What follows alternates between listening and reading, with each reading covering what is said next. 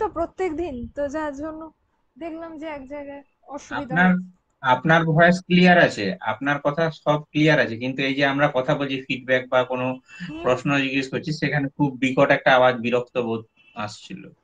হুম। আচ্ছা চল এবারে শরৎচন্দ্র চট্টোপাধ্যায় শুরু করা যাক। শরৎচন্দ্র চট্টোপাধ্যায় থেকেও উপন্যাসের সালগুলো ভিভিআই এবং ওভারঅল রবীন্দ্রনাথের মতো সমস্ত উপন্যাসের সালগুলোই কিন্তু পড়তে হবে, চরিত্রগুলো পড়তে হবে। এখানে অতটা পত্রিকাগুলো খুব একটা দেয় না। আর শরৎচন্দ্র কোনটা কাকে উৎসর্গ করেছেন সেই বিষয়েও খুব একটা প্রশ্ন আসে না। কিন্তু যেটা আসে সেটা হচ্ছে সাল, কি কি ধরনের, কি জাতীয় উপন্যাস, সেটা আসে। আর হচ্ছে যে চরিত্র।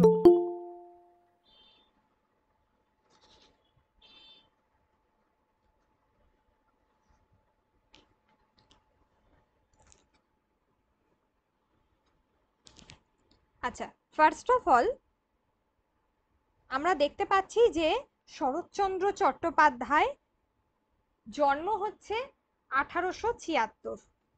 1876-এ জন্ম, 1938 সালে হচ্ছে মৃত্যু। 1876-এ জন্ম, 1938-এ হচ্ছে মৃত্যু। 1876 খ্রিস্টাব্দের 15ই সেপ্টেম্বর হুগলি জেলার দেবানন্দপুর গ্রাম, যেখানে জন্ম হয় শরৎচন্দ্র চট্টোপাধ্যায়ের। তার পিতৃপুরুষের যে নিবাস মূলত সেটা ছিল উত্তর চব্বিশ পরগনার মামুদপুরে। তার বাবার বাড়ি হচ্ছে মামুদপুর, উত্তর চব্বিশ পরগনা।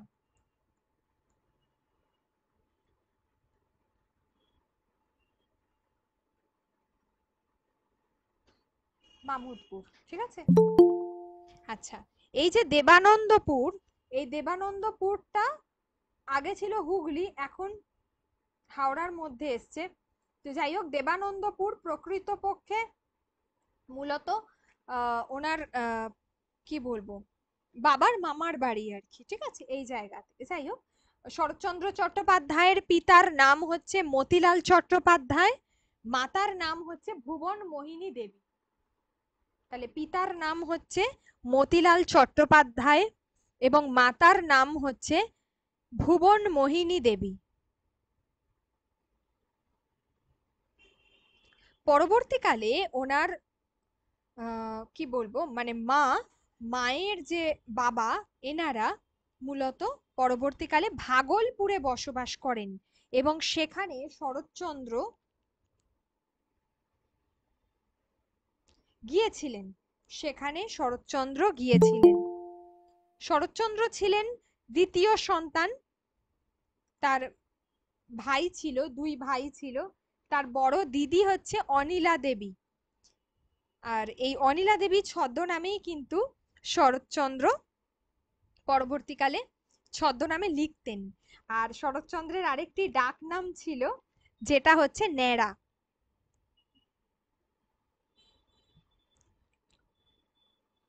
তিনি ভাগলপুরে বেশ কিছুদিন ছিলেন। সেখানে তিনি 1887 সালে ভাগলপুরে তিনি চতুর্থ শ্রেণীতে ভর্তি হন। পরবর্তীকালে আবার তার বাবার কাজের উদ্দেশ্যে তিনি আবার দেবানন্দপুরে ফিরে চলে আসেন। 1892 সাল তিনি দশম শ্রেণী, সেই সময় প্রথম শ্রেণীতে তিনি উত্তীর্ণ হন, মাধ্যমিক পরীক্ষা যেটাকে আমরা বলে থাকি, সেটা তিনি উত্তীর্ণ হন। কিন্তু তারপরে কিছুদিন পরে আর তার টাকার অভাবে কিন্তু আর লেখাপড়া করা সম্ভব হয়নি। এই সময়ে তিনি তার সহপাঠীর উদ্দেশ্যে, তার সহপাঠীর নাম ছিল কাশীনাথ, এবং এই কাশীনাথের জন্যই বা কাশীনাথের দ্বারাই তিনি কিন্তু কি করলেন, বা কাশীনাথ সম্পর্কে বলি, কাশীনাথ সম্পর্কে তিনি একটি ছোট গল্প লিখলেন, যে গল্পটির নামও ছিল কাশীনাথ। খুব একটা গুরুত্বপূর্ণ নয়, তবুও গল্পটির নাম ছিল কাশীনাথ। এবং এরপর তিনি আরো একটি ছোট গল্প লিখেছিলেন, যেটা হচ্ছে ব্রহ্মদৈত্য।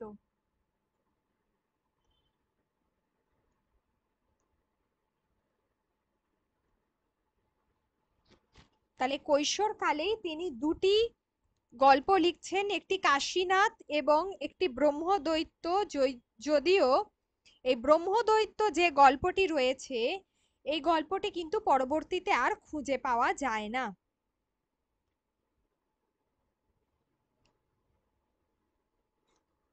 এই সময় তিনি যখন ভাগলপুরে আছেন, তো ভাগলপুরে একজন ব্যক্তি ছিলেন যিনি পরোপকারী, যিনি নির্ভীক, তার সঙ্গে তিনি মেলামেশা করেছিলেন এবং কিভাবে পরের পরের ভালোর জন্য কিভাবে কাজ করতে হয় সেটা তিনি শিখেছিলেন। এবং এই চরিত্রেরই আমরা প্রতিফলন দেখতে পাই শ্রীকান্তর ইন্দ্রনাথ চরিত্রে, যেটা আমাদের সাহিত্য সম্ভারে টেক্সটে আছে, যেটা হচ্ছে ইন্দ্রনাথ চরিত্র। এই চরিত্রটার আসল নাম হচ্ছে, বাস্তবে তিনি যার দ্বারা কি বলবো প্রভাবিত হয়েছিলেন, সেই চরিত্রটির নাম হচ্ছে রাজেন মজুমদার। এই রাজেন মজুমদার এই ব্যক্তির দ্বারাই তিনি প্রভাবিত হয়ে ইন্দ্রনাথ চরিত্রটিকে তৈরি করলেন।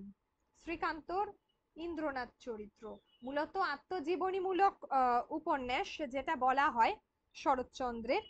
তো সেই আত্মজীবনীমূলক উপন্যাসের প্রধান চরিত্র ছিল, অন্যতম প্রধান চরিত্র ছিল শ্রীকান্ত। এই শ্রীকান্তর সে যে বন্ধু, এটা হলো ইন্দ্রনাথ, ঠিক আছে, যে নির্ভীক, যে আমরা দেখছি যে প্রচন্ড ঘন জঙ্গল, রাত্রিবেলা, তার মধ্যেই সে মাছ শিকার করতে চলে যাচ্ছে, ঠিক আছে, নৌকো করে, এবং সাথে তার সঙ্গী হচ্ছে শ্রীকান্ত। যাই হোক, এই হলো মূল বিষয়টা। তারপরে আমরা দেখছি যে তার পরবর্তী সময়ে তিনি বরদিদি, দেবদাস, চন্দ্রনাথ, শুভদা, এই সমস্ত উপন্যাস, বা অনুপমার প্রেম, আলো ও ছায়া, বোঝা, হরিচরণ, এই গল্পগুলো তিনি কিন্তু রচনা করছেন। বিভূতিভূষণ বিভূতিভূষণ বন্দ্যোপাধ্যায় নয় কিন্তু, ঠিক আছে, এই সময় বিভূতিভূষণ ভট্ট বলে একজন ব্যক্তি, যিনি ছিলেন ভাগলপুরের ওখানকার কোর্টের জাজ, ঠিক আছে, তার সঙ্গে শরৎচন্দ্রের বেশ বন্ধুত্ব একটা তৈরি হয়। কিন্তু আলটিমেটলি সেই বন্ধুত্ব খুব বেশি দিন ছিল না। তার কারণ হচ্ছে যে বিভূতিভূষণের পিতার ছিল বদলির চাকরি, কোর্টের চাকরি, তো কোর্টের জজ। তো কি করলো বিভূতিভূষণ, কি করলো, চলে গেল ওখান থেকে। এইভাবে তাদের মধ্যে যে সাহিত্যের একটা আড্ডা তৈরি হয়েছিল, সেটা তো ভেঙে গেল। ইতিমধ্যে শরৎচন্দ্র কি করলেন, একটা এস্টেটে, রাজা জমিদার তাদের যে এস্টেট হয়, এবং সেখানে তিনি চাকরি নিলেন। তার পিতার মৃত্যু হয় এই সময়কালীনই। তারপরে বেনামিতে মন্দির গল্প লিখলেন, ঠিক আছে, দিয়ে কুন্তলিন পুরস্কারের প্রতিযোগিতায় পাঠিয়েছিলেন। ১৫০ গল্পের মধ্যে মন্দির কিন্তু সর্বশ্রেষ্ঠ বিবেচিত হয়েছিল। ১৯০৩ সালে এই গল্পের জন্য কুন্তলিন পুরস্কার পেলেন শরৎচন্দ্র চট্টোপাধ্যায়। আগেই বলবো যে কথার সাহিত্যের মূলত দুটি ধারা রয়েছে, ঠিক আছে। তো কথার সাহিত্যের যেহেতু দুটি ধারা, যার মধ্যে একটি হচ্ছে উপন্যাস এবং একটি হচ্ছে ছোট গল্প, আমাদেরকে কিন্তু দুটোই পড়তে হবে।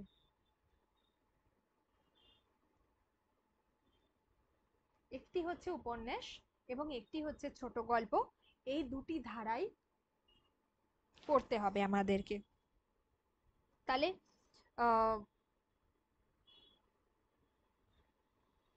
এখানে আমি বলবো রেঙ্গুন গিয়েছিলেন, এবং সেখানে তার মামার অনুরোধে মূলত সুরেন্দ্রনাথ গঙ্গোপাধ্যায়ের বেনামিতে এই মন্দির গল্প লিখে কুন্তলিন পুরস্কার পেয়েছিলেন, ঠিক আছে। সুরেন্দ্রনাথ গঙ্গোপাধ্যায়ের বেনামিতে মন্দির গল্প লিখে তিনি কুন্তলিন পুরস্কার পেয়েছিলেন। ১৫০ গল্পের মধ্যে নির্বাচিত হয়েছিল সুরেন্দ্রনাথ গঙ্গোপাধ্যায়, এই নামটা একটু খেয়াল রেখো।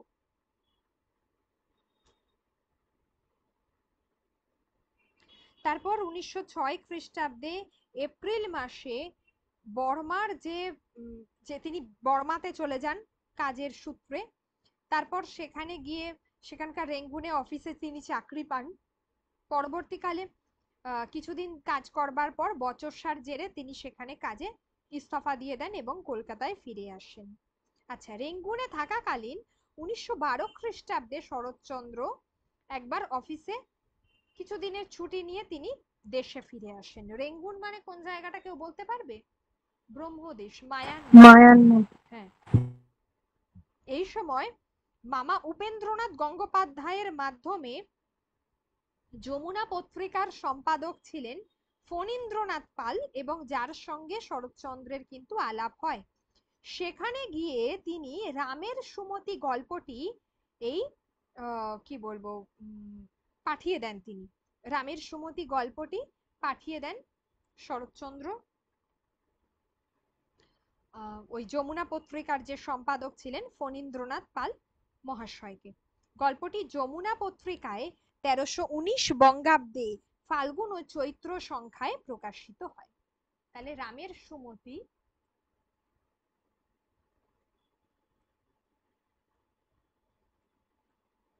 যমুনা পত্রিকায়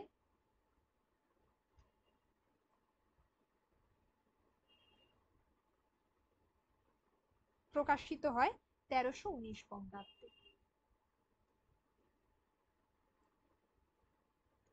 1319 বঙ্গাব্দে প্রকাশিত হয় যমুনা পত্রিকায়। আর যেটা বললাম ফাল্গুন ও চৈত্র সংখ্যায়, ঠিক আছে। তারপরে এর অনেকটাই পূর্বে আমরা দেখছি যে ভারতী পত্রিকাতে অলরেডি তখন কিন্তু বরদিদি প্রকাশিত হয়েছিল।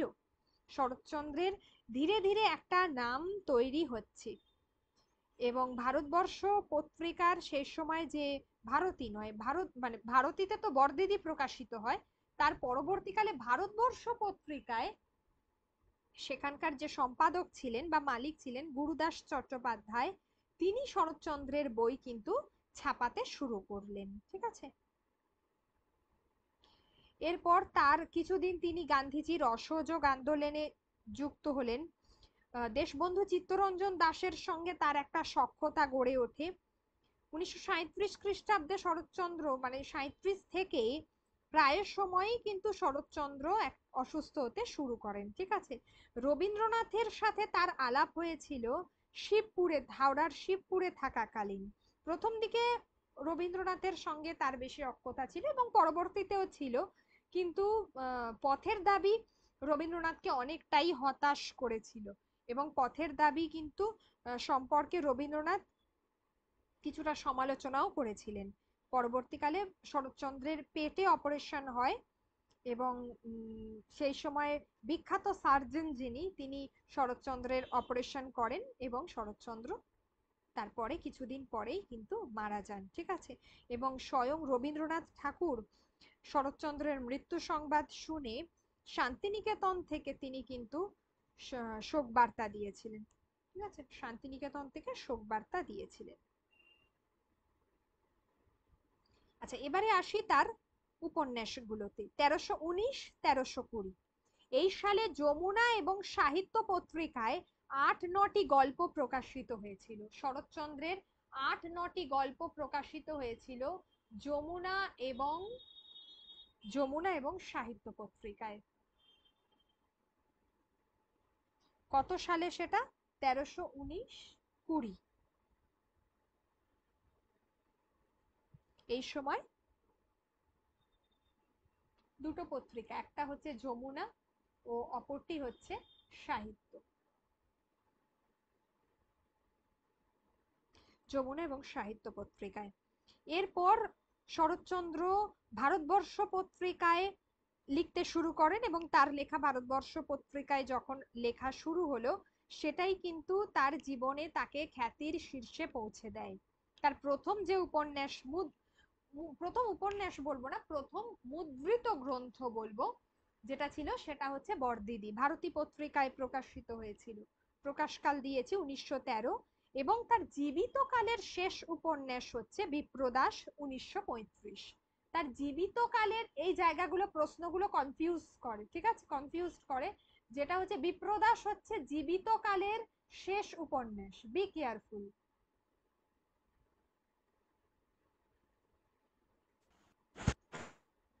জীবিতকালের শেষ উপন্যাস হচ্ছে বিপ্রদাস, সাল হচ্ছে 1935। আর মৃত্যুর পর প্রকাশিত হয়েছিল আরো দুটি উপন্যাস, একটা শুভদা 1938, আর 1939 হচ্ছে শেষ পরিচয়। মৃত্যুর পরে প্রকাশিত হয় শুভদা 1938 এবং শেষ পরিচয় 1939। 30 বছর বয়সের সময়ে তিনি একাধিক উপন্যাস লিখেছিলেন।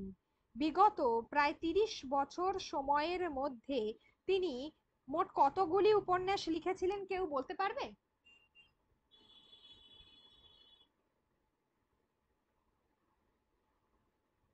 28টি। আচ্ছা, বলেই দিচ্ছি। বরদিদি যদিও ছিল তার বলা হয় যে উপন্যাস, কোথাও কোথাও বলা হয় উপন্যাস, কিন্তু বেশ কিছু জায়গায় শ্রীকুমার বন্দ্যোপাধ্যায় যিনি আবার বলেছেন এটাকে গল্প, মানে বড় গল্প, ভারতী পত্রিকাতে প্রকাশিত হয়। পরবর্তীকালে হচ্ছে, এখানে সবকটা সাল মনে রাখতে হবে। বিরাজ বউ 1914, পরিণীতা 1914, চরিত্রগুলো পড়তে হবে। পল্লী সমাজ গুরুত্বপূর্ণ 1916, ঠিক আছে। আহ চন্দ্রনাথ 1916, বৈকুণ্ঠের উইল 1916। আচ্ছা, এখানে সালগুলো মনে রাখতে হবে: বরদিদি, বিরাজ বউ, পরিণীতা, পল্লী সমাজ, চন্দ্রনাথ, অরক্ষণীয়া 1916, শ্রীকান্ত, শ্রীকান্তের কিন্তু 4টি পর্ব, 1917, 1918, 1927, 1933। আত্মজীবনীমূলক উপন্যাস, আসছি এক এক করে সবকটাই বলবো। তো এই 4টে মানে সাল কিন্তু মনে রাখতে হবে। দেবদাস, আচ্ছা কাশীনাথ, চরিত্রহীন মনে রাখতে হবে সাল, ঠিক আছে। যে কি বলবো, নিষিদ্ধ প্রেমের গল্প, ঠিক আছে, নিষিদ্ধ প্রেমের গল্প, দাম্পত্যের গল্প হচ্ছে চরিত্রহীন। দত্তা সাল মনে রাখতে হবে। গৃহদাহ সাল মনে রাখতে হবে। দেনা পাওনা সাল মনে রাখতে হবে। পথের দাবি সাল মনে রাখতে হবে। বিপ্রদাস, শুভদা, শেষ পরিচয় সাল মনে রাখতে হবে। এইগুলো এবার মৃত্যুর এগুলো পর প্রকাশিত শুভদা আর শেষ পরিচয়। মৃত্যুর পরে প্রকাশিত হচ্ছে শুভদা আর শেষ পরিচয়, ঠিক আছে। 1938 শুভদা, 1939 শেষের পরিচয়।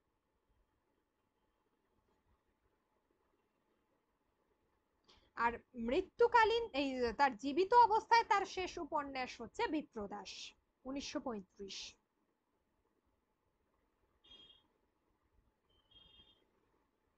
আচ্ছা, তাহলে যেগুলো যেগুলো বলেছি এখানে, বরদিদি, পরিণীতা, রামের সুমতি, চরিত্র যেগুলো, ঠিক আছে, চরিত্র, পল্লী সমাজ, চরিত্র সবগুলো মনে রাখতে হবে না, যেগুলো বলছি সেগুলো মনে রাখতেই হবে। পল্লী সমাজ, তারপরে হচ্ছে ইন্দ্রনাথ, মাস্ট। তাহলে যদি বলে শেষ উপন্যাস তাহলে কোনটা হবে? এটা কি জীবিতকালে উল্লেখ থাকবে? না, শেষ যদি উপন্যাস বলে তাহলে শেষ পরিচয় হবে, যদি কিছু উল্লেখ না থাকে। এবার দেখা গেল শেষ পরিচয় নেই, শুভদা আছে, আর কি বলে বিপ্রদাস রয়েছে, তাহলেও কিন্তু শুভদা উত্তর হবে, ঠিক আছে। থাকতেই পারে, অপশন যেভাবেই হোক আসতে পারে, অপশন অনুযায়ী আমাদেরকে উত্তর করতে হবে। আর যদি শুভদা আর শেষ পরিচয় দুটোর কোনোটাই না থাকে, তাহলে সেক্ষেত্রে অবশ্যই বিপ্রদাস উত্তর হবে। বোঝাতে পেরেছি?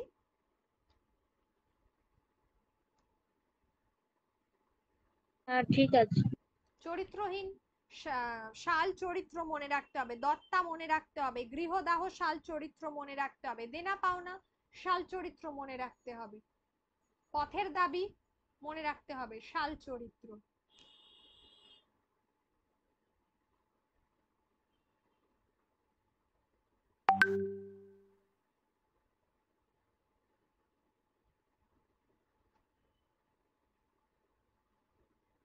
ম্যাম এইভাবে গল্পের ছক হবে না?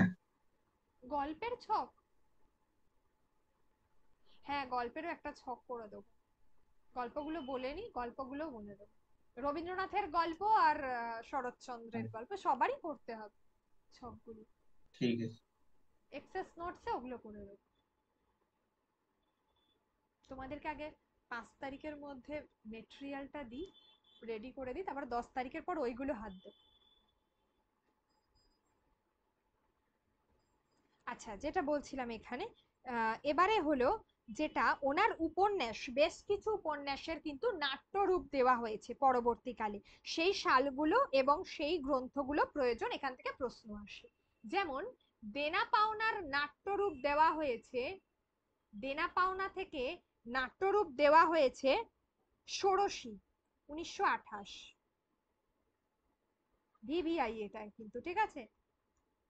আছে তোমাদের এখানে সাল, কিন্তু কোনটা কোনটা থেকে দেওয়া হয়েছে সেটা আমি বলে দিচ্ছি।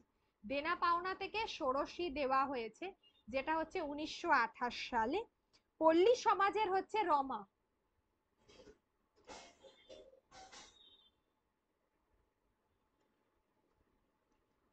পল্লী সমাজ থেকে হচ্ছে রমা, ঠিক আছে, 1928।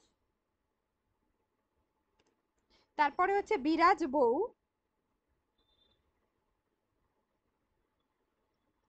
বিরাজ বউয়ের নাট্যরূপ হচ্ছে বিরাজ বউ,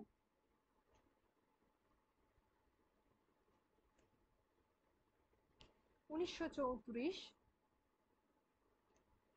তারপরে হচ্ছে দত্তা, দত্তার নাট্যরূপ হচ্ছে বিজয়া,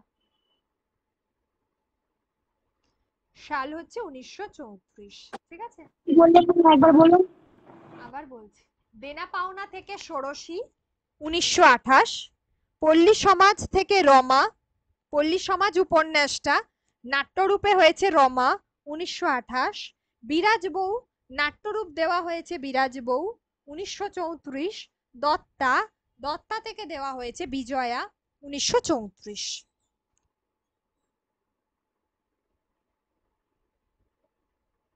ম্যাম দেনা পাওনা ষোড়শী নাট্যরূপ না চরিত্র?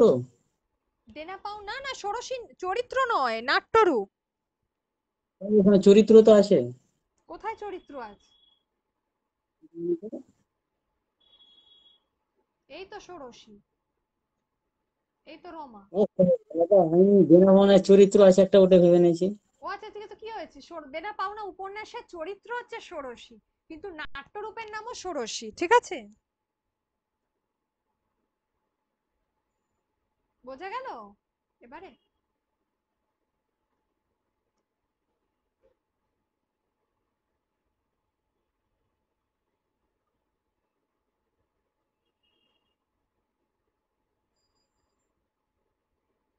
আচ্ছা, এগুলো তো গেল শরৎচন্দ্রের উপন্যাসের মূল বিষয়বস্তুগুলো।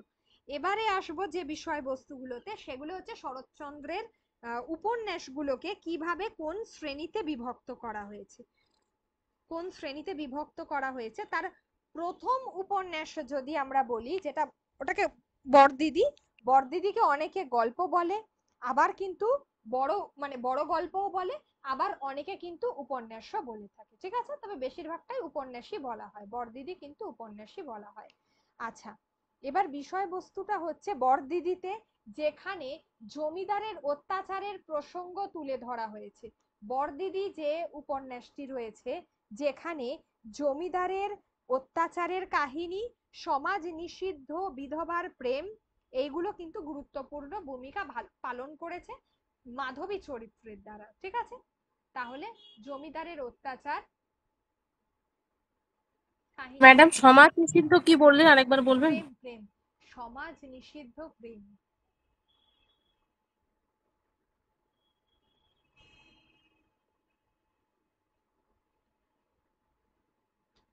সমাজ নিষিদ্ধ প্রেমের কথা বলা হয়েছে, ঠিক আছে? আর তারপর এই যে সুরেনের বড়দিদির উপর নির্ভরশীলতা, কিভাবে মাধবী চরিত্রের উপরে বড়দিদি মানে যত্ন করেছে তাকে, কিভাবে তার ভালোবাসা জন্মেছে, এটাই হচ্ছে বড়দিদি কাহিনীটার মূল বিষয়বস্তু। বিরাজ বউয়ের মতো কাহিনীতে আমরা দেখছি যে চিরন্তন দাম্পত্য, আমরা চিরন্তন দাম্পত্য কাহিনী যেভাবে দেখি, সেই কাহিনী কিন্তু বিরাজ বউতে দেখা গেছে।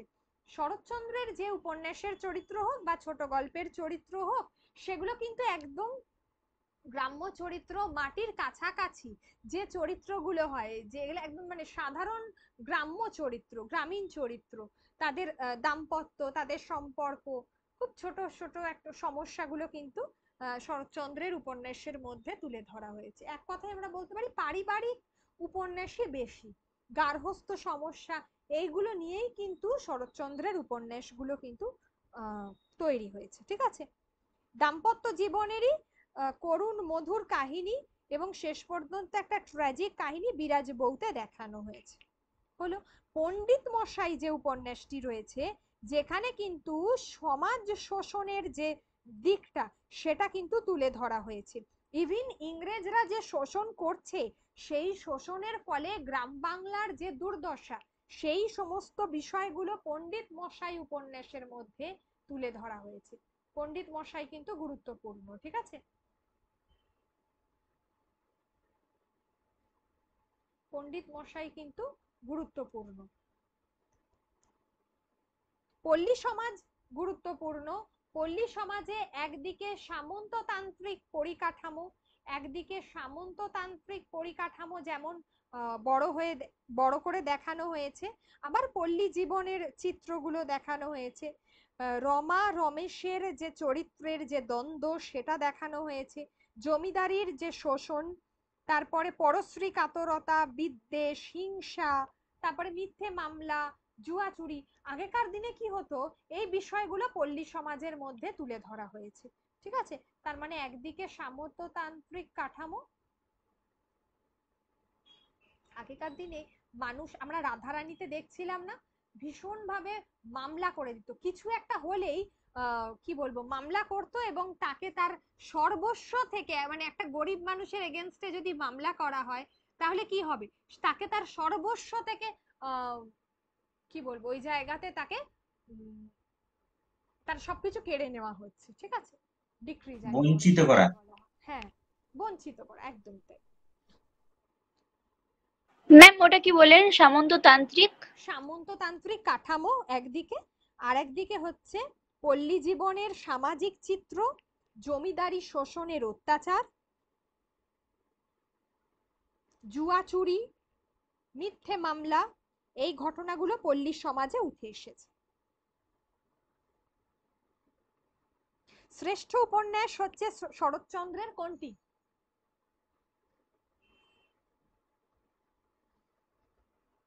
গৃহদাহ। শ্রীকান্ত। শ্রীকান্ত। হ্যাঁ, আত্মজীবনীমূলক উপন্যাস। শ্রীকান্ত হচ্ছে 4টি খণ্ড আত্মজীবনীমূলক উপন্যাস। কোথাও বলা হয় যে তার নিজের জীবনের কথাই বোধহয় তিনি শ্রীকান্তর 4টি খণ্ডে তিনি তুলে ধরেছিলেন। ঠিক আছে, আচ্ছা ম্যাম, আত্মজীবনীমূলক উপন্যাস। বলছি ওই রাজেন মজুমদার উনি কে ছিলেন? উনি মানে পরিচিত ছিলেন। ঠিক আছে, ভাগলপুরে তিনি যখন ছিলেন একাধিক চরিত্রের সঙ্গে তো তার যোগাযোগ হয়েছিল। তো রাজেন বাবুর এই যে চরিত্রটা, এই চরিত্রর সঙ্গে আমরা কিন্তু দেখতে পাই যে এই চরিত্রটির সঙ্গে শরৎচন্দ্রের অনেক বেশি একটা যোগাযোগ স্থাপন হয়। ঠিক আছে, খুব কাছের, এবং চরিত্রটা খুব কাছাকাছি আসে। চরিত্রতে ভীষণভাবে নির্ভীক চরিত্র, সে যে একটুও ভয় পায় না, এই ব্যাপারটা শরৎচন্দ্রকে খুব আকৃষ্ট করেছে। কেউ মানে তার নিজস্ব কেউ হন না, কিন্তু ভাগলপুরে তিনি দীর্ঘদিন কাটিয়েছিলেন তার মামার বাড়িতে, তো সেই কারণে একটা সখ্যতা গড়ে ওঠে। শ্রীকান্ত তাহলে বলা যাবে বন্ধু নাকি? হ্যাঁ হ্যাঁ বন্ধু, হ্যাঁ বলো। বন্ধু বলা হ্যাঁ যাবে। বন্ধু বলা যাবে, বলো আর কি ম্যাডাম বলছো? শরৎচন্দ্র নিজে গৃহদাহকে শ্রেষ্ঠ উপন্যাস বলেছেন, মানে উনি নিজে মনে করতেন যে আমার গৃহদাহটা শ্রেষ্ঠ উপন্যাস। আচ্ছা, কিন্তু মূল বিষয় হচ্ছে যে শ্রীকান্তই সব ক্ষেত্রে কিন্তু শ্রেষ্ঠ বলে ভাবা হয়। শ্রীকুমার বন্দ্যোপাধ্যায় তার বঙ্গ সাহিত্যের উপন্যাসের ধারাতে তাই বলে গেছেন। ঠিক আছে, শরৎচন্দ্র ভাবতেই পারেন। অফিসিয়ালি নিতে হবে, হ্যাঁ হ্যাঁ, যেটা অফিসিয়ালি শ্রেষ্ঠ বলা হচ্ছে সেটা নিতে হবে আমাদের। হুম। ঠিক আছে, আচ্ছা, এবারে হচ্ছে যে যেটা হচ্ছে যে এখানে প্রথম পর্বে যেখানে ইন্দ্রনাথ অন্নদা দিদি শ্রীকান্ততে, রাজলক্ষ্মী, অভয়া, কমললতা নারী চরিত্রগুলো খুব গুরুত্বপূর্ণ। শ্রীকান্তর সঙ্গে প্রত্যেকটি নারী চরিত্র অন্নদা দিদি ছাড়া রাজলক্ষ্মী, অভয়া এবং কমললতা তিনটি নারী চরিত্রর যে প্রেম সম্পর্ক, তার টানাপোড়েন, এগুলোই কিন্তু শ্রীকান্ত উপন্যাসের মধ্যে ফুটে উঠেছে। ঠিক আছে। আর শরৎচন্দ্রের তার পরের গুরুত্বপূর্ণ উপন্যাস দেবদাস। দেবদাসে কিন্তু ট্র্যাজেডি, প্রেম কাহিনী, তার ট্র্যাজেডি, বাল্য প্রণয়, এগুলো কিন্তু দেখানো হয়েছে। চরিত্রহীন হচ্ছে বাংলা উপন্যাস সাহিত্যের সব থেকে যুগান্তকারী সৃষ্টি, কারণ এই উপন্যাসেই তিনি নিষিদ্ধ প্রেমের চিত্র এঁকেছেন। নিষিদ্ধ প্রেমের চিত্র তিনি এঁকেছেন। আমরা যেভাবে বিষবৃক্ষতে বা কৃষ্ণকান্তের উইলে যেরকম বঙ্কিমচন্দ্রকে অলরেডি তার আগেই আমরা দেখেছি, বা রবীন্দ্রনাথের চোখের বালিকে দেখেছি, সেই বিষয়ে কিন্তু শরৎচন্দ্র প্রথমে খুব একটা এগিয়ে যাননি, তিনি অনেক পরে চরিত্রহীন লিখেছেন। ঠিক আছে। অর্থাৎ সাবিত্রী চরিত্রটি, যিনি গৃহত্যাগ করেছেন, বিধবা হয়েছেন, অথচ পরবর্তীকালে তিনি কি বলবো, সতীশ, সতীশ যে চরিত্রটি রয়েছে সে কিন্তু সাবিত্রীর প্রেমে মুগ্ধ হয়েছে। দত্তাও প্রেমের উপন্যাস, অধিকাংশই পারিবারিক উপন্যাস, প্রেমের উপন্যাস, পারিবারিক চিত্র, এগুলোই ধরা পড়েছে। যেমন গৃহদাহ মনস্তাত্ত্বিক উপন্যাস, যেখানে নরনারীর দাম্পত্য জীবনের সমস্যা, স্বামীর বন্ধু আসছে এবং কিভাবে তাদের মধ্যে দাম্পত্য জীবনে কিভাবে কি বলবো, একটা একটা অস্থিরতা তৈরি হচ্ছে, অচলার জীবনের যে জটিল যে মনস্তত্ত্ব, সেটা কিন্তু ফুটে উঠেছে। উল্লেখযোগ্য হলো এখানে বামুনের মেয়ে এই উপন্যাসটি, কারণ এতক্ষণ ধরে আমরা যে ধারাটা দেখেছি তার থেকে সম্পূর্ণ একটা উল্টো পথে হেঁটে তিনি এই উপন্যাসটি রচনা করেছিলেন। এই উপন্যাসের প্রধান বিষয় কি? কৌলিন্য প্রথা। কৌলিন্য প্রথার উপর বেস করে তিনি লিখলেন বামুনের মেয়ে।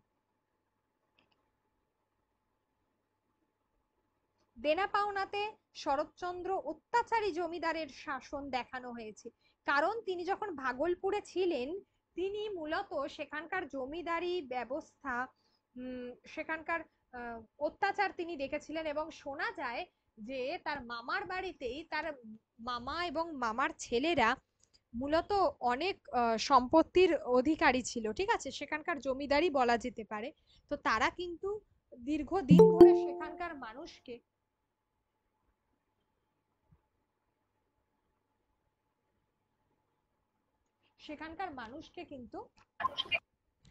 মানুষকে কিন্তু নিপীড়িত করেছে। ঠিক আছে, শোষিত করেছে, তাদের তাদের দ্বারা সেখানকার মানুষ নিপীড়িত হয়েছে, শোষিত হয়েছে। এই বিষয়টা শরৎচন্দ্র খুব একটা মন থেকে মানতে পারেননি, সেইগুলোই তিনি কিন্তু দেনা পাওনা উপন্যাসের মধ্যে দিয়ে কিন্তু তুলে ধরেছিলেন। আচ্ছা, এবারে আসছি তার যেটা হচ্ছে, যেমন আমরা পথের দাবি, যেখানে দেশাত্মবোধ এবং পথের দাবি কিন্তু নিষিদ্ধ হয়েছিল ইংরেজ সরকারের দ্বারা। দেশাত্মবোধকে তুলে ধরা হয়েছে। ঠিক আছে, বিপ্লব, এগুলো সব্যসাচী, ভারতী, সুমিত্রা, এই চরিত্রগুলোর দ্বারা ভারতবর্ষের তৎকালীন যে স্বাধীনতা আন্দোলন, সেই স্বাধীনতা আন্দোলনকে কিন্তু তুলে ধরা হয়। সব্যসাচী চরিত্রের মধ্যে দিয়ে বারবার তার যে রূপ বদলাচ্ছে, এগুলো কিন্তু খুব গুরুত্বপূর্ণ। আর শেষ প্রশ্ন হচ্ছে একটা বিবাদী উপন্যাস বলা হয়। ঠিক আছে, শেষ প্রশ্ন, বিবাদী উপন্যাস বলা হয় শেষ প্রশ্নকে।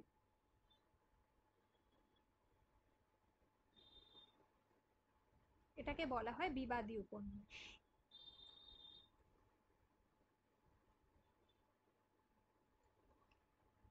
বিবাদী উপন্যাস। ঠিক আছে। আর শুভদার শেষের পরিচয় দুটোই ছিল শরৎচন্দ্রের একেবারে অসম্পূর্ণ রচনা। অসম্পূর্ণ রচনা। ঠিক আছে, তিনি যেভাবে লিখেছেন লেখাগুলো, এই লেখাগুলোর মধ্যে কিন্তু সেই ধরনের আমরা সেই ছাপ কিন্তু ফেলতে পারিনি। আচ্ছা, এবার আমি এতক্ষণ ধরে মোটামুটি ভাবে শরৎচন্দ্রের উপন্যাসটাকে ডিসকাস করেছি। আমার এবার কতগুলো প্রশ্ন আছে। সেটা হচ্ছে যে উম, প্রেম বর্জিত পারিবারিক বিরোধের চিত্র। প্রেম বর্জিত পারিবারিক বিরোধের চিত্র কোন উপন্যাসগুলোতে ফুটে উঠেছে? ম্যাম পল্লী সমাজে। আহ, পল্লী ওই সমাজে, হ্যাঁ। কোনটি? এছাড়া হচ্ছে চন্দ্রনাথ। আচ্ছা, তারপরে হচ্ছে রামের সুমতি, বিন্দুর ছেলে, পারিবারিক বিরোধ। ঠিক আছে, পল্লী সমাজে অনেকটাই কি হচ্ছে সামাজিক চিত্র, তাই পল্লী সমাজটাকে খুব একটা আমরা বলবো না, ওটাকে সামাজিক উপন্যাসের মধ্যে আনবো। বিরাজ বউ, স্বামী, এই যে বৈকুণ্ঠের উইল উপন্যাসগুলো, হবে? হ্যাঁ, এগুলো কিন্তু সামাজিক বিধিনিষেধ, মানে পারিবারিক বিরোধ, এগুলো কিন্তু বেশি করে ফুটে উঠেছে। ঠিক আছে,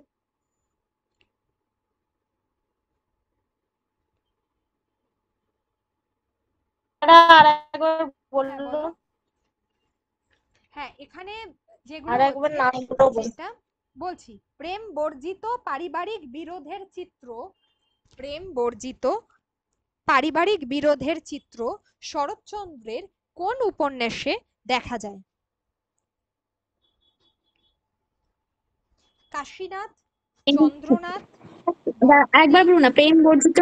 ম্যাম একবার পারিবারিক বলুন। বিরোধের চিত্র, পারিবারিক বিরোধের চিত্র কোন উপন্যাসগুলিতে দেখা যায়?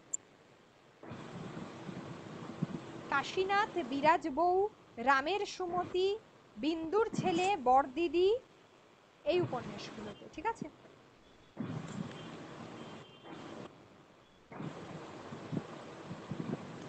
ম্যাম অ্যান্সারটা একবার বলুন। বললাম যে কাশীনাথ, বরদিদি, রামের সুমতি, বিন্দুর ছেলে, তারপরে বিরাজ বউ ইত্যাদি। মেজদিদির সঙ্গে কোন গল্পের মিল পাওয়া যায়? শরৎচন্দ্রের মেজদিদির সঙ্গে কোন গল্পের মিল পাওয়া যায়? সেটা হলো হরিলক্ষ্মী, হরিলক্ষ্মী। ঠিক আছে, শরৎচন্দ্রের হরিলক্ষ্মী।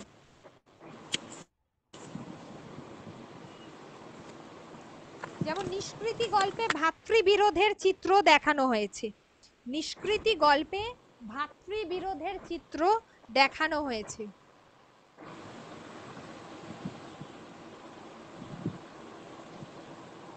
নিষ্কৃতি গল্পে ভাতৃবিরোধের চিত্র দেখানো হয়েছে।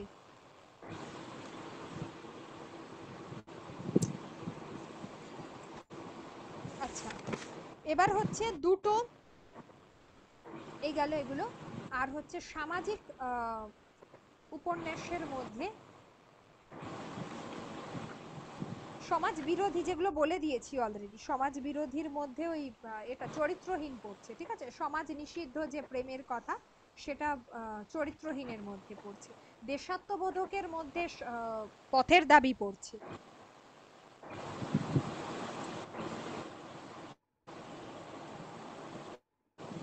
এগুলো হলো গুরুত্বপূর্ণ।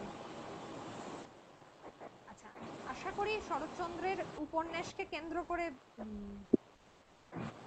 ম্যাম কেমন নিষ্কৃতি, একটা গল্পের নাম বললেন, কি বললেন? নিষ্কৃতি গল্পের মধ্যে নিষ্কৃতি ভাতৃবিরোধ দেখা গেছে, নিষ্কৃতি গল্পে ভাতৃবিরোধ দেখা গেছে। হ্যাঁ ঠিক আছে ম্যাম। এবারে আসছি শরৎচন্দ্রের গল্প গ্রন্থগুলি। ওনার যে গল্প গ্রন্থগুলো রয়েছে, চারটি উল্লেখযোগ্য গল্প গ্রন্থ রয়েছে। শরৎচন্দ্রের চারটি উল্লেখযোগ্য গল্প গ্রন্থ রয়েছে। ঠিক আছে, সেগুলো কি কি? একটা হচ্ছে বিন্দুর ছেলে ও অন্যান্য গল্প, গল্প নয় কিন্তু গল্প গ্রন্থ, বিন্দুর ছেলে ও অন্যান্য গল্প। কেউ একজন অডিও অন করে রেখেছো, মিউট করো। 1914, বিন্দুর ছেলে ও অন্যান্য গল্প, যেটা হচ্ছে 1914। মেজদিদি ও অন্যান্য গল্প, মেজদিদি ও অন্যান্য গল্প।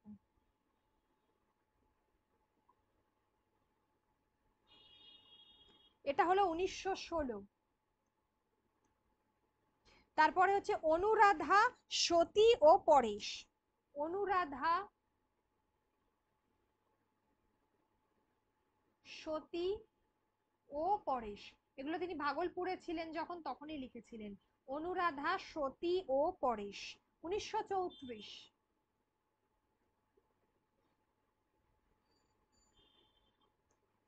তারপর ছেলেবেলার গল্প।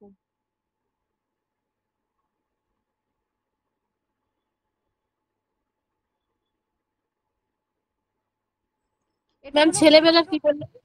গল্প, গল্প, ছেলেবেলার গল্প আমি লিখেছি, দেখো আমি নোট করে দিচ্ছি। ছেলেবেলার গল্প হচ্ছে 1938। তাহলে এগুলো হলো তার গল্প গ্রন্থ। এবার গল্প গ্রন্থের মধ্যে উল্লেখযোগ্য গল্পগুলো হচ্ছে বিন্দুর ছেলে, রামের সুমতি, তারপরে হচ্ছে মেজদিদি, কাশীনাথ, আলো ও ছায়া, মন্দির, মামলার ফল, হরিলক্ষ্মী, মহেশ, অভাগীর স্বর্গ, অনুপমার প্রেম, যেগুলো উল্লেখযোগ্য, পরেশ, লালু, ছেলে ধরা, বোঝা, এগুলো, আলো ও ছায়া, দেওঘরের স্মৃতি, এগুলো হচ্ছে সমস্ত উল্লেখযোগ্য গ্রন্থ, গল্প। এগুলো হচ্ছে গল্প, ঠিক আছে, উল্লেখযোগ্য গল্প। আচ্ছা, এবার এক এক করে আসবো। সবার আগে বলে দিই যে শরৎচন্দ্রের প্রথম গল্পই হচ্ছে মন্দির গল্প, যেটা কুন্তলিন পুরস্কার পেয়েছিল 1309, 1903। আমি বলেছি বেনামিতে। বেনামি মানে অনিলা দেবীতে নয়, সুরেন্দ্রনাথ গঙ্গোপাধ্যায় এই নামে তিনি লিখেছিলেন, ঠিক আছে। তারপরে বরদিদি আসছে ভারতী পত্রিকাতে, তারপরে যমুনাতে রামের সুমতি আসছে, তারপরে পথ নির্দেশ এবং বিন্দুর ছেলে 1320-তে আসছে। পথ নির্দেশ এবং বিন্দুর ছেলে,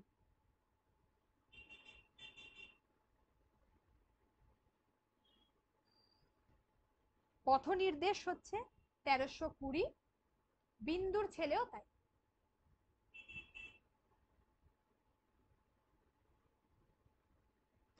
ইংরেজি সালগুলো পরে একবার বলে দিচ্ছি, ঠিক আছে। তাহলে এইগুলো। আচ্ছা, মেজদিদি, মেজদিদি ভারতবর্ষ পত্রিকায় প্রকাশিত হচ্ছে। মেজদিদি ভারতবর্ষ পত্রিকায় প্রকাশিত হচ্ছে। দর্পচূর্ণ ভারতবর্ষ পত্রিকায় প্রকাশিত হচ্ছে।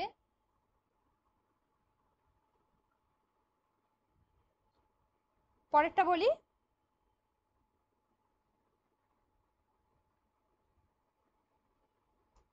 আধারে আলো ভারতবর্ষ পত্রিকায় প্রকাশিত হচ্ছে।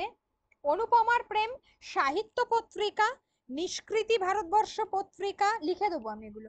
অভাগীর স্বর্গ হচ্ছে বঙ্গবাণী পত্রিকা, খুবই গুরুত্বপূর্ণ, সাল দিয়ে লিখে দেবো। মহেশ হচ্ছে, মহেশ কোন পত্রিকায় বলো দেখি, পিএসসির ব্যাচ,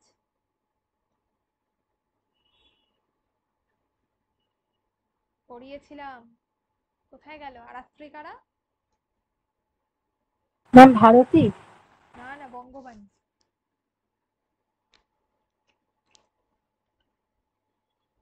পিএসসি তে আছে তো মহেশ। আচ্ছা, তারপর হচ্ছে একাদশী বৈরাগী ভারতবর্ষ পত্রিকায়, এইগুলো উল্লেখযোগ্য গল্প এবং উল্লেখযোগ্য পত্রিকাতে প্রকাশিত হয়, সালগুলো দিয়ে দেব।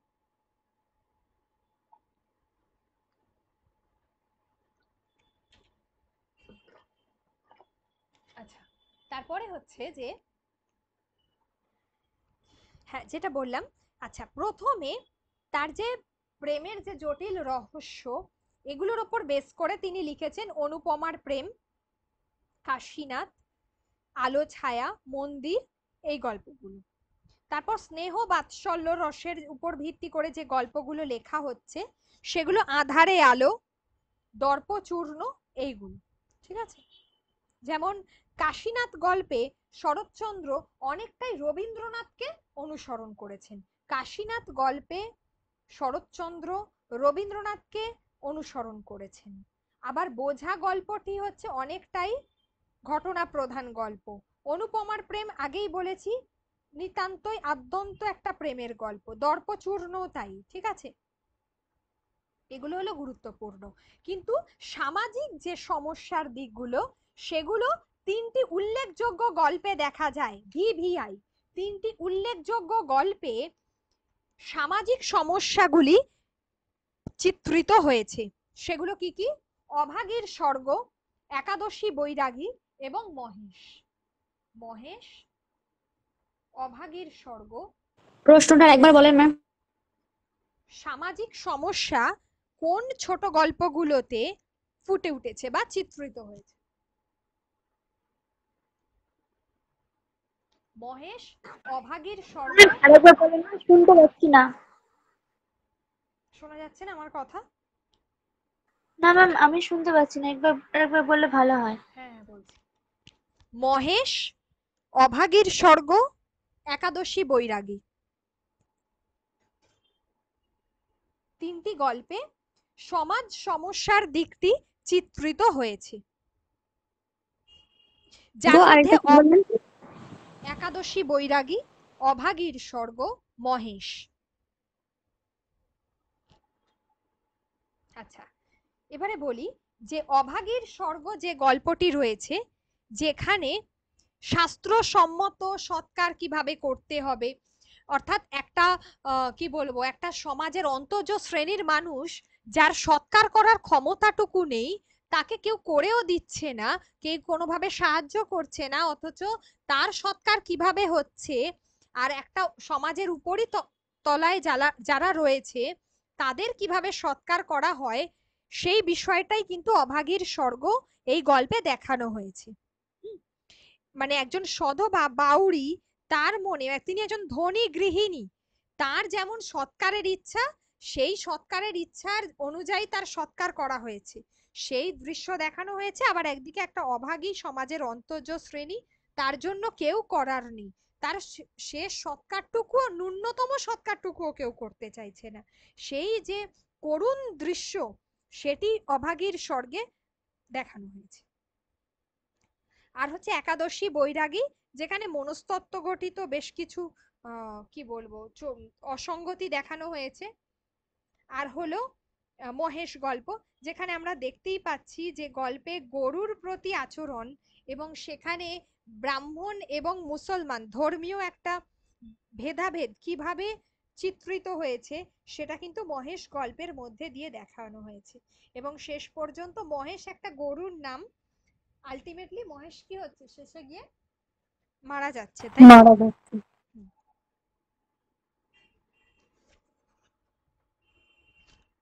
এগুলো কিন্তু খুব গুরুত্বপূর্ণ এই তিনটে গল্প। আচ্ছা, এছাড়া এছাড়া উল্লেখযোগ্য গল্পের মধ্যে আমরা যেমন দেখছি সতী আছে, যেখানে হিন্দু সমাজের বিপরীত দিকটা দেখানো হচ্ছে, ঠিক আছে। আচ্ছা, আরেকটা জিনিস বলবো যে সমাজ সমালোচনামূলক উপন্যাস কোনটা? শরৎচন্দ্রের সমাজ সমালোচনামূলক উপন্যাস কোনটি?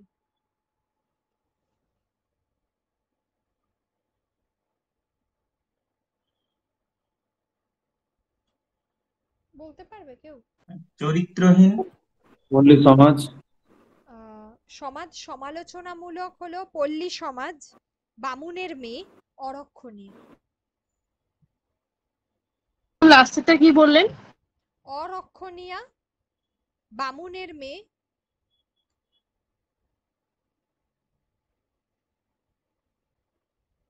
পল্লী সমাজ।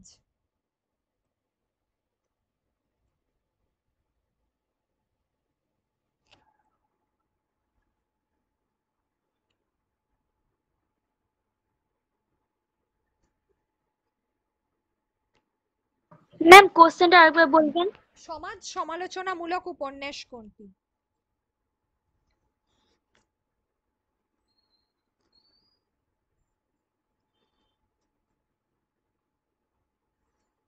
সমাজ সমালোচনামূলক উপন্যাস কোনটি, ঠিক আছে। আচ্ছা, আর হচ্ছে যে শরৎচন্দ্রের যে বোঝা গল্পটি, বোঝা গল্পটি 1917 সালে প্রকাশিত হয়েছে, অনেক পরে প্রকাশিত হয়েছে, কিন্তু বোঝা গল্পটি মূলত শরৎচন্দ্রের প্রথম বয়সের রচনা, রচনা হয়েছে অনেক আগে, কিন্তু প্রকাশ হয়েছে 1917 সালে।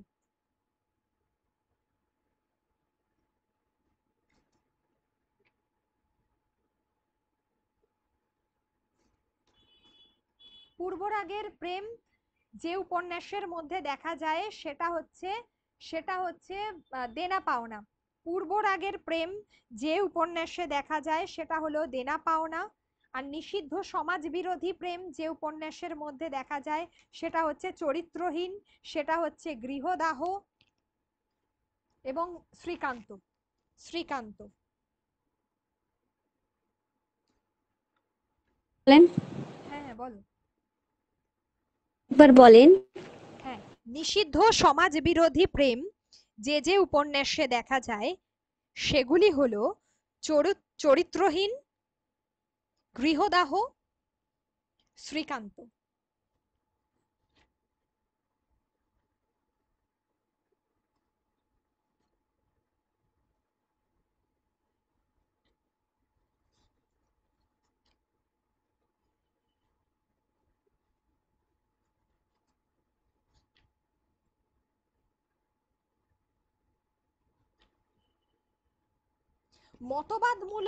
মতবাদমূলক উপন্যাস কোনটি? মতবাদ প্রধান উপন্যাস কোনটি? মতবাদ প্রধান উপন্যাস হচ্ছে শেষ প্রশ্ন, যেখানে তত্ত্ব আর মতবাদই হচ্ছে প্রধান। শেষ প্রশ্ন।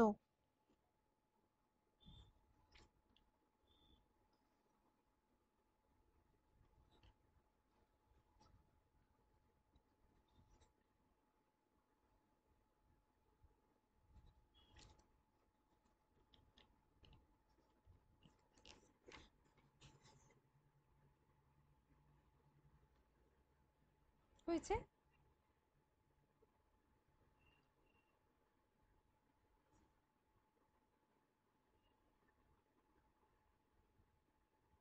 আচ্ছা, শরৎচন্দ্রের গল্প গ্রন্থ বলেছি, গল্পগুলো বলেছি। প্রবন্ধ গ্রন্থ, তার উল্লেখযোগ্য একটি প্রবন্ধ গ্রন্থ হচ্ছে নারীর মূল্য, যেটা তিনি অনিলা দেবী ছদ্মনামে লিখেছিলেন। ঠিক আছে, নারীর মূল্য, শরৎচন্দ্রের নারীর মূল্য, এটি একটি প্রবন্ধ গ্রন্থ। ঠিক আছে, প্রবন্ধ গ্রন্থ যেটা অনিলা দেবী ছদ্মনামে লিখেছেন।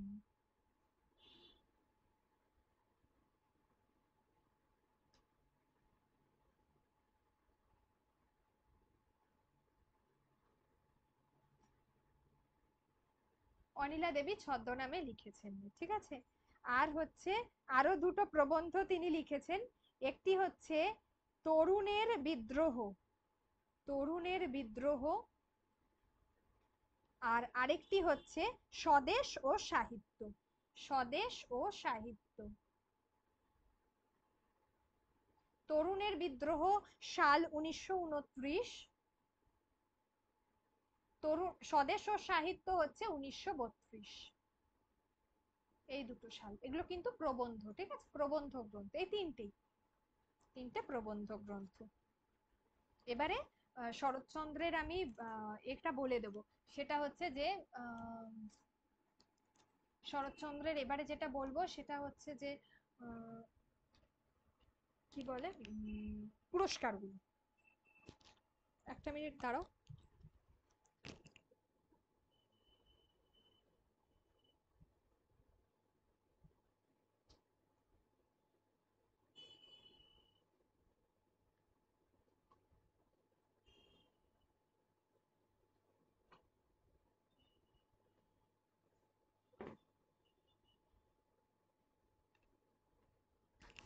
আচ্ছা, এবারে হচ্ছে শরৎচন্দ্র চট্টোপাধ্যায়ের পুরস্কার, যেটা হচ্ছে তিনি জগত্তারিণী পুরস্কার পেয়েছিলেন।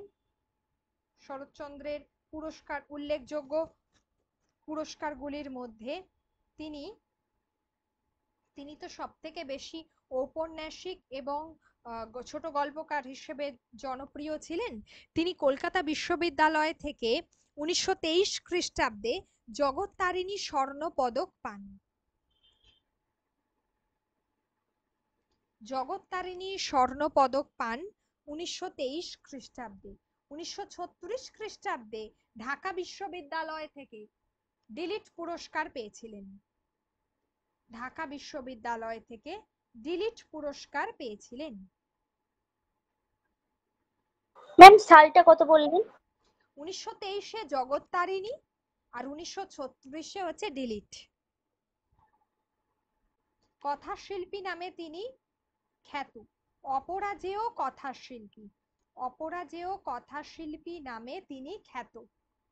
তার ছদ্মনামগুলো বলছি এবারে। অনিলা দেবী প্রথমেই তো বলেছি, সুরেন্দ্রনাথ গঙ্গোপাধ্যায় বলেছি,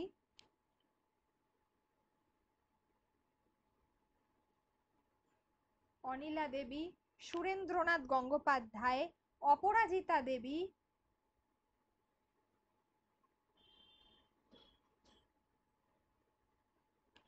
তারপরে হচ্ছে শ্রী চট্টোপাধ্যায়, শ্রী চট্টোপাধ্যায়, শ্রীকান্ত আচার্য,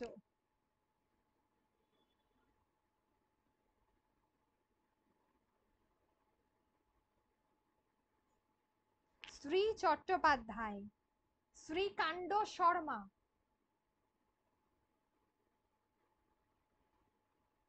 ম্যাম কি বললেন? শ্রীকান্ত? শ্রীকান্ত আচার্য। তো গায়কের নাম মনে করলেই হয়ে যাবে। আর পরেরটা বললাম শ্রীকান্ত শর্মা।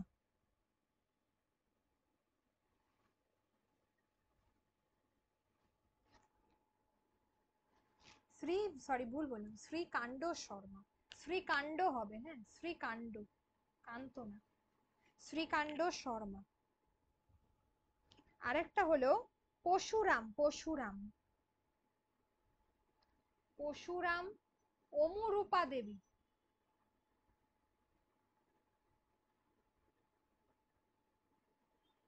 পশুরাম অনুরূপা দেবী।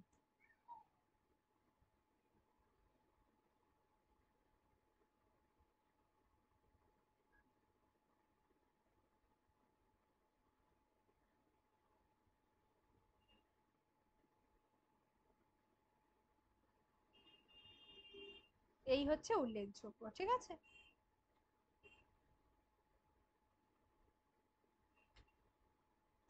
অনেক প্রবন্ধ তিনি লিখেছেন, কিন্তু ওই তিনটি উল্লেখযোগ্য, এই তিনটি ভালো করে দেখো তাহলেই হবে।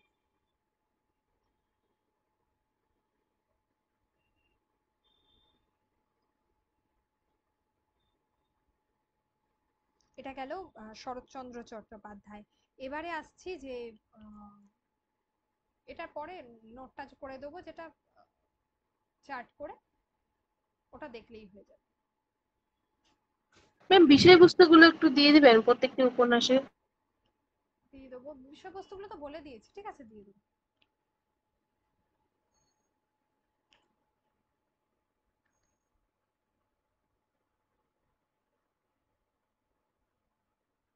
আচ্ছা, এরপরে আসি হচ্ছে যে জোহান উলফ গ্যাং ভন গোয়েট, যাকে আমরা গেটে বলি। তিনি একজন কোন দেশের জানো? জার্মানির। জার্মানির একজন বিখ্যাত কি বলে সাহিত্যিক হচ্ছেন এই ভদ্রলোক, গেটি, যাকে আমরা বলছি গেটি। এটা অনুবাদ সাহিত্য তো? আন্তর্জাতিক সাহিত্য, অনুবাদ অনুষঙ্গ।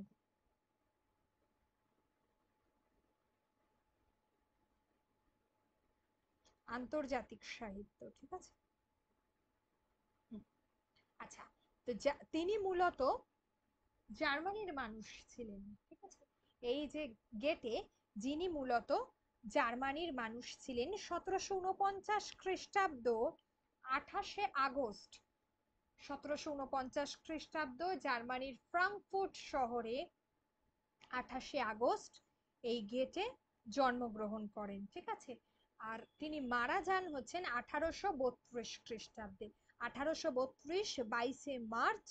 এই সময়টাতে 82 বছর বয়সে জার্মানির ওয়েমার বলে একটি বিখ্যাত জায়গা, ওয়েমার বলে একটি বিখ্যাত জায়গা, যেখানে তিনি কিন্তু মারা গিয়েছিলেন। ওয়েমার বলে একটা বিখ্যাত জায়গা, সেখানে মারা যান। তিনি তার জীবনে ইমানুয়েল কান্ট, উইলিয়াম শেক্সপিয়ার এই দুজন ব্যক্তির দ্বারাই কিন্তু প্রভাবিত হয়েছিলেন। একাধিক ব্যক্তির দ্বারাই হয়েছিলেন। ফ্রেডরিক সিলার বলে একজন ব্যক্তিত্ব ছিলেন, তাদের দ্বারা প্রভাবিত হয়েছিলেন, কিন্তু সব থেকে বেশি প্রভাবিত হয়েছিলেন যে দুজন ব্যক্তিত্বের দ্বারা, তাদের নাম হচ্ছে একজনের উইলিয়াম শেক্সপিয়ার আর অপরজনের নাম হচ্ছে ইমানুয়েল কান্ট। ঠিক আছে, এই ব্যক্তি। আচ্ছা, ওনার গুরুত্বপূর্ণ যে রচনা, সব থেকে খুবই জনপ্রিয় রচনা, সেটা হচ্ছে ফাউস্ট। আমরা গেটের ফাউস্ট পড়েছি তো, পিএসসি তে আছে। পিএসসি তে যদি কেউ পড়ে থাকো তাহলে দেখবে যে ওদের অন্নদাস শঙ্কর রায়ের গেটে, আবার এদিকে অদূদের প্রবন্ধ সেখানেও গেটে, দু জায়গাতেই রয়েছে। এবং এই যে ফাউস্ট যে ঘটনাটা বলছি, যারা পিএসসির ব্যাচে পড়েছে তাদেরকে আমি লিখিয়ে দিয়েছি, ঘটনাটা লিখিয়ে দিয়েছি তো ফাউস্টটা। হ্যাঁ ম্যাম, হ্যাঁ। হ্যাঁ, বলে দিয়েছিলাম ওদেরকে। যাই হোক, তো এই জায়গা থেকে ওরা তবু মোটামুটি গেটের সম্পর্কে বেশ কিছুটা তথ্য ওদের মধ্যে আছে। ঠিক আছে, তো এই গেটে যিনি জার্মানির একজন সাহিত্যিক। ঠিক আছে, তো শুধুমাত্র জার্মানির সাহিত্যিক বলা ভুল, তিনি সাহিত্যিক বটে, তিনি রাজনৈতিক ব্যক্তিত্ব বটে, তিনি একজন দার্শনিক বটে। পরবর্তীকালে তিনি হচ্ছেন কবি, নাট্যকার, ঔপন্যাসিক, বিজ্ঞানী, রাষ্ট্রনায়ক। তিনি দীর্ঘদিন কি বলবো, জার্মানির যুদ্ধের সঙ্গেও তিনি যুক্ত ছিলেন। ঠিক আছে, এগুলোতে তাহলে এতগুলো ভূমিকা কিন্তু আমরা তার চরিত্রের মধ্যে আমরা দেখতে পাচ্ছি। তিনি বিজ্ঞানীও বটে। ঠিক আছে, তার যে রচনাগুলো, যেখানে তিনি কল্পকাহিনী লিখছেন, কবিতা লিখছেন, আত্মজীবনী লিখছেন, এই সবগুলো। শিক্ষা তিনি জার্মানির স্ট্রাসবার্গ বিশ্ববিদ্যালয় থেকে তিনি পড়াশোনা করেন। ঠিক আছে, স্ট্রাসবার্গ বিশ্ববিদ্যালয় থেকে তিনি পড়াশোনা করেছিলেন। স্টর্ম অ্যান্ড ড্রাং ওয়েম্বার, ঠিক আছে, এই যে সাহিত্য আন্দোলন, তার সঙ্গে তিনি কিন্তু যুক্ত হয়ে পড়েছিলেন, তার সঙ্গে তিনি যুক্ত হয়ে পড়েন। অবশেষে তিনি 1832 খ্রিস্টাব্দ 82 বছর বয়সে তিনি কিন্তু মারা যান। আচ্ছা, 1775 সাল, the sorrows of young Werther. ঠিক আছে, 1774-75 সাল, এই সময়টাতে 1774-এ কি বলবো, এটা লেখা হয়েছিল, এবং পরবর্তীকালে 1775 সাল, এই সময়টাতে দ্য সরোজ অফ ওয়ার্দার, এই যে উপন্যাস, যেটি প্রথম উপন্যাস ছিল গেটের, সেটা প্রকাশিত হয়।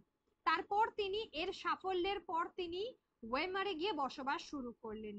সেখানে গিয়ে তিনি আমালিয়া বলে একজন ব্যক্তিত্ব, এই আমালিয়ার ব্যক্তিত্বে তিনি কি করলেন, তার দ্বারা তিনি প্রভাবিত হয়েছিলেন। তিনি ধ্রুপদী অর্থাৎ ক্লাসিক্যাল সাহিত্য রচনা, এটাতে তিনি মনোযোগ দিলেন। ঠিক আছে, 1782 খ্রিস্টাব্দে যেখানে স্যাক্স ওয়েমারের ডিউক কার্ল অগাস্ট তাকে সম্মানিত করা হয়। তিনি প্রিভি কাউন্সিলের সদস্য ছিলেন, প্রিভি কাউন্সিলের তিনি সদস্য হয়েছিলেন। এই কাজগুলো তিনি করেছেন। তার প্রথম প্রধান যে বৈজ্ঞানিক রচনা ছিল, যেটা ছিল মেটামরফোসিস অফ প্ল্যান্টস। ঠিক আছে, 1788 সালে তার প্রথম যে বৈজ্ঞানিক রচনা ছিল, যেটা ছিল মেটামরফোসিস অফ প্ল্যান্ট, এই ঘটনা মেটামরফোসিস অফ প্ল্যান্টস। ঠিক আছে, তারপরে তিনি নাট্যকার হিসেবেও তার জার্নিটা আমরা দেখেছি। তার দ্বিতীয় উপন্যাস ছিল উইলহেম মেইস্টার্স। উইলহেম, তার জীবনের দ্বিতীয় উপন্যাস ছিল উইলহেম মেইস্টার্স। ঠিক আছে, এগুলো তার উল্লেখযোগ্য রচনা। পরবর্তীকালে তার কাব্যিক মেইস্টার্স অ্যাপ্রেন্টিস, তার কাব্যিক মহাকাব্য ছিল হারমান অ্যান্ড জরোথিয়া। হারমান অ্যান্ড জরোথিয়া, এই মানে এই কাব্যিক যে রচনা, সেটাও গুরুত্বপূর্ণ, ঠিক আছে। ফাউস্ট লিখেছিলেন, তার সব থেকে বিখ্যাত নাটক ফাউস্ট। নাট্যকার হিসেবে তিনি জনপ্রিয় হয়েছিলেন ফাউস্ট লিখে 1808-এ। সব থেকে জনপ্রিয় হয়েছিল ফাউস্ট, যেখানে এক শয়তানের কথা আছে, ঠিক আছে। এই ফাউস্ট তার জীবনের বিবর্তন কিভাবে সংগঠিত হয় সেটাই হচ্ছে মূল বিষয়বস্তু। গেটের জন্মসাল, তার জাতীয় মানে তিনি কোন দেশের সেটা ভালো করে পড়তে হবে। গেটের সব থেকে যদি আমরা বলি যে তার সেরা কীর্তি কোনগুলো, যেটা হচ্ছে ফাউস্ট, 2 খণ্ডে লেখা নাটকটি। ফাউস্ট হচ্ছে 2 খণ্ডে লেখা, যদি প্রশ্ন আসে ফাউস্টের সাল, এবং ফাউস্ট হচ্ছে 2 খণ্ডে লেখা।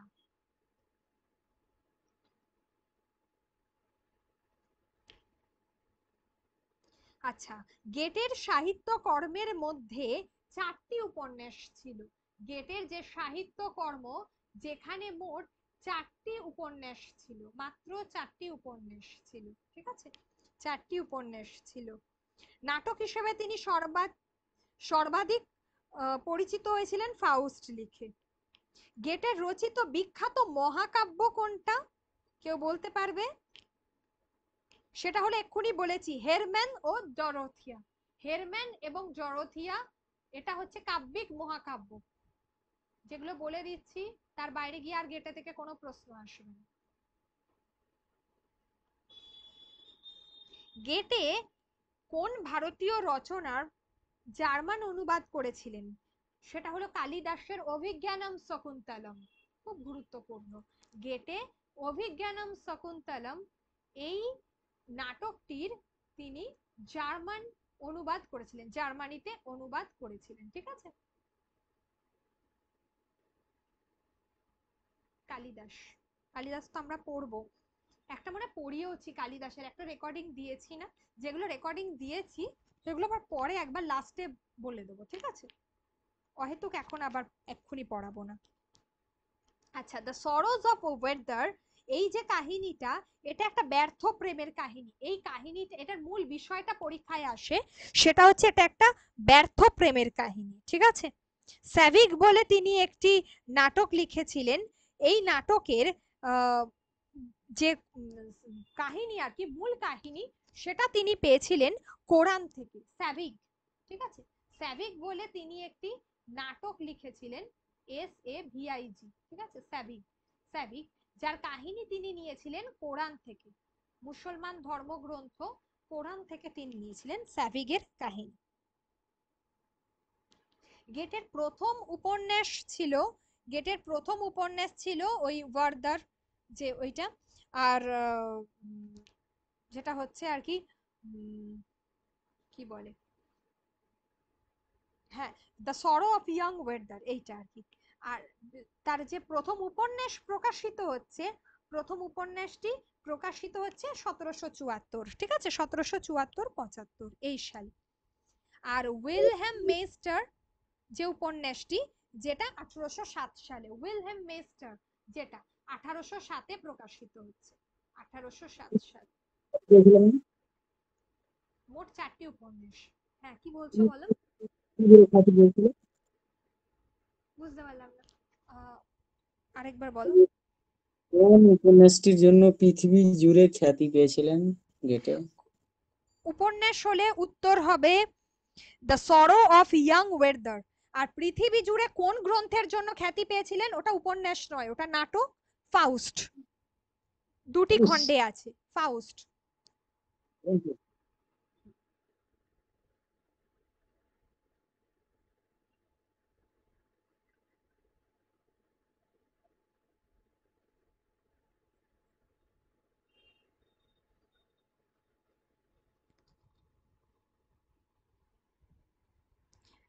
আচ্ছা, ফাউস্ট হলো, আর হচ্ছে তার আরেকটি উল্লেখযোগ্য রচনা, যেটাকে তার আত্মজীবনীমূলক রচনা বলা হয়, যেটা হচ্ছে যে আত্মজীবনীমূলক যে রচনা, তার বাংলাটা হলো আমার জীবন থেকে কবিতা এবং সত্য। এর যে বাংলা অনুবাদ, আমি দুটোই লিখে দিচ্ছি, বাংলা এবং ইংরাজি দুটোই লিখছি, ঠিক আছে, যার কি বলে, বাংলাটা হচ্ছে আমার জীবন আত্মজীবনীমূলক উপন্যাস, ঠিক আছে, আত্মজীবনীমূলক রচনা বলো। এটা হচ্ছে আমার জীবন থেকে কবিতা এবং সত্য।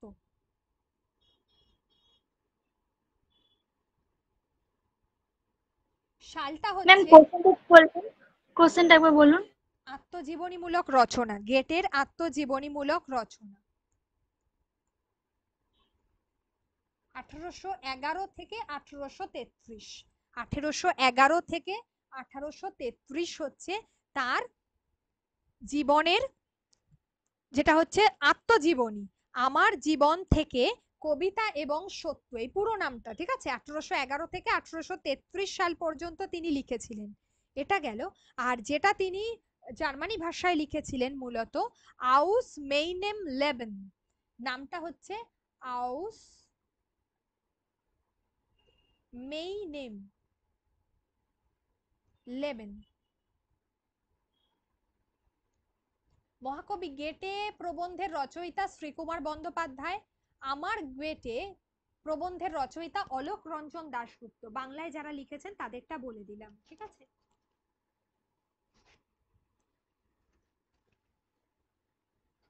ফাউস্টের দ্বিতীয় খণ্ড হচ্ছে 1832। ফাউস্টের দ্বিতীয় খণ্ড হচ্ছে 1832। নাটক, হ্যাঁ, দুটো খণ্ড, ফাউস্টের দুটো খণ্ড। জাস্ট নাটক। নাটক, নাটক।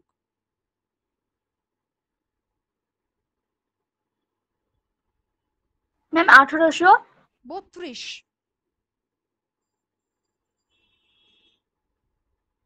আর তার জীবনের বিশ্বের প্রথম best seller, actually best seller যে গঠন, আমরা এখন দেখি না অ্যামাজনে থাকে বা ফ্লিপকার্টে থাকে, যে বইটা সব থেকে বেশি বিক্রি হয়েছে বেস্ট সেলার বলি, সেই রচনাটা হচ্ছে কিন্তু the sorrows of young Werther. The sorrows of young Werther, ঠিক আছে, ট্র্যাজেডি রচনা। ফাউস্টের প্রথম পার্ট হচ্ছে 1808, দ্বিতীয়টা হচ্ছে 1832, এটা লিখে রাখো। দ্বিতীয় হলো 1832, প্রথম পার্ট 1808।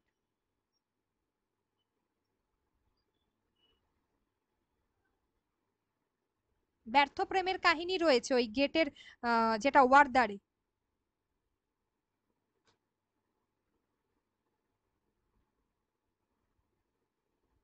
ফাউস্ট তার দ্বিতীয় খণ্ড যেটা, সেটা মৃত্যুর পরে প্রকাশিত হয়েছিল, গেটের মৃত্যুর পরে প্রকাশিত হয়েছিল।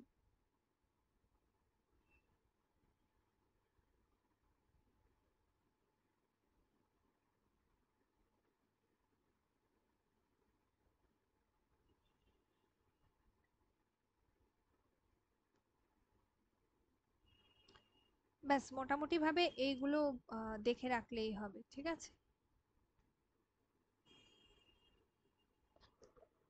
ঠিক আছে, ম্যাডাম। এক মিনিট, একটু ধরো, একটু ধরো, একটু ধরো, বলছি।